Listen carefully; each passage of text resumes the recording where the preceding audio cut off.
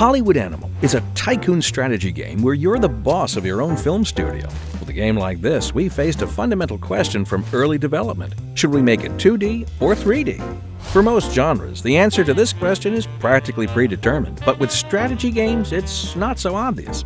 These days, 3D is more convenient, more practical, and often faster to produce, but we still lean towards 2D. We wanted Hollywood Animal to evoke fond memories of Theme Park or Railroad Tycoon 2 or Caesar 3. 2D gives the artist more control over style and atmosphere, making the game feel more intimate and handcrafted, which we felt was more important in a game where you build something up and enjoy the fruits of your labor. But there's one small problem. 2D is, well, two-dimensional, literally flat. No matter how many animations and effects you add, all the buildings and objects in a 2D game are paper cutouts glued to a cardboard canvas. In any strategy game, you spend a lot of time hovering over your domain and moving the camera back and forth. But in a 2D game, the individual images or sprites and the overall environment have zero reaction to any of this. There's no sense of perspective, no parallax movement or depth. Everything is just painted flat on the screen. Then, one of our developers suddenly remembered an old solution to this problem from a game in a totally different genre. Diablo 2, a 2D isometric game featuring the perfect depth effect. The programmers at Blizzard designed a clever system which distorts sprites so they become smaller as they move away from the camera, creating a sense of perspective.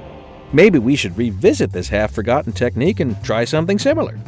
To make it all work, so each building, bench, and tree can distort correctly in perspective, we started by drawing a simple two-dimensional mesh for every sprite in the game, sometimes layers of them. We then projected the 2D sprites onto the meshes, and then finally came the painstaking, exhausting work of setting height values for every vertex in every single sprite.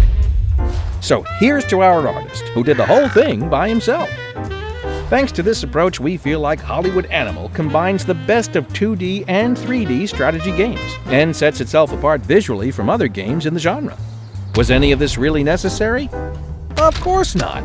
But isn't that what creativity is all about? Giving yourself a weird challenge, focusing on a problem that barely existed, and then spending disproportionate amounts of resources solving it, in the faint hope that 2 or 3 really attentive players might notice and appreciate it?